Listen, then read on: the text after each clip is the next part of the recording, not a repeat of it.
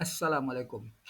Ni aku nak bercerita tentang satu portal. Portal ni portal international lah. Nama dia Quirky, Quirky. Gitu dia.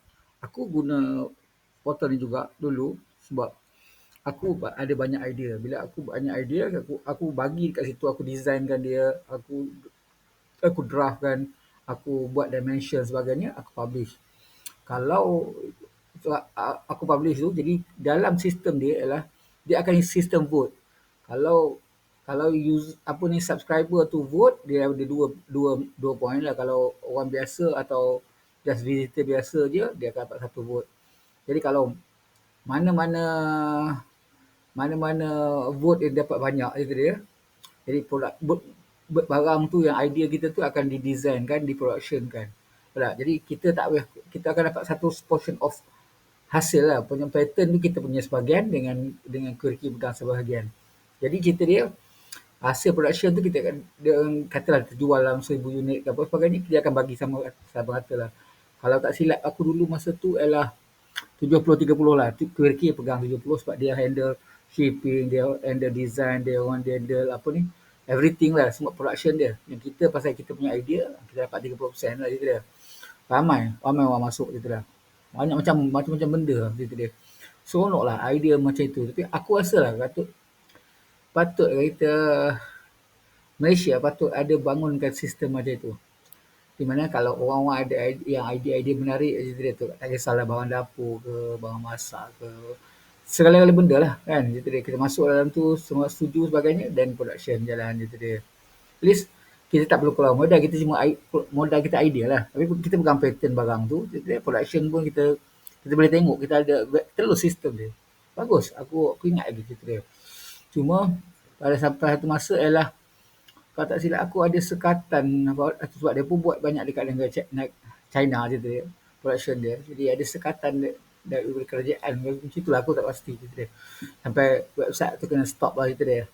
Tapi aku rasa patut bangun balik lah satu website yang macam ni untuk market lah gitu dia. Kalau Malaysia ni aku rasa ramai orang ada idea.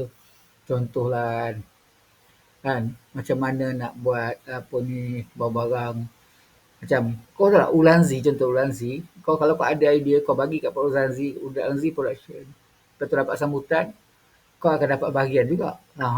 Itu satu idea juga dalam tu. Ini cerita Ulanzi lah. Sebab dia ambil model macam Quirky, tapi Quirky ni open pada semua orang, siapa-siapa pun boleh. Tapi yang rasa nak jadi subscribe tu kena masuk lah, kena daftar lah sebagainya. Bagus. Aku rasa kita patut buat macam itulah. Satu entity, contoh kita ada satu apa ni company apa ni satu government ni. Jadi kita boleh bagi pada production, okey company ni buat production ni. Aku rasa lah kita boleh pergi jauh lah kalau kita boleh buat macam tu gitu dia. Aku harap ada lah orang yang boleh nampak idea aku ni gitu dia. Boleh pergi jauh gitu dia. Tapi tak tahulah, aku tak ada masa lah gitu dia. Aku pun dah dah idea banyak tapi apa ni development kurang. Contohnya macam baru ni kan aku tengok ada satu set apa ni sistem identification friend of foe yang dibangunkan oleh TLDM sendiri kan. Lepas tu dibuat oleh satu company Malaysia lah. Jadi aku nampak bagus lah idea dia kan. Jadi boleh diperkembangkan gitu dia. Sama juga dia memanglah perkembangkan tapi maksud kita ni banyak idea-idea menarik gitu dia. Contohnya how do kita nak macam contoh kita naik motor kan. Kadang-kadang kita ni lupa nak apa ni masuk signal kan cerita dia.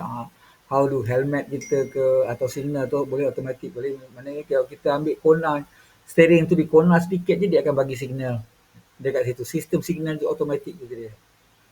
Kalau boleh dibuat dekat motor patut dibuat kat kereta. Bila kita pusing steering belah sini automatik dia apa signal belah sini jalan. Jadi kita tak adalah orang kata bagi alasan tak lupa nak tarik signal ke apa ke.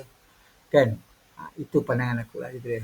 Tapi ya, pandangan je dia. Kalau ada orang boleh buat, Alhamdulillah lah je dia. Okey, Assalamualaikum.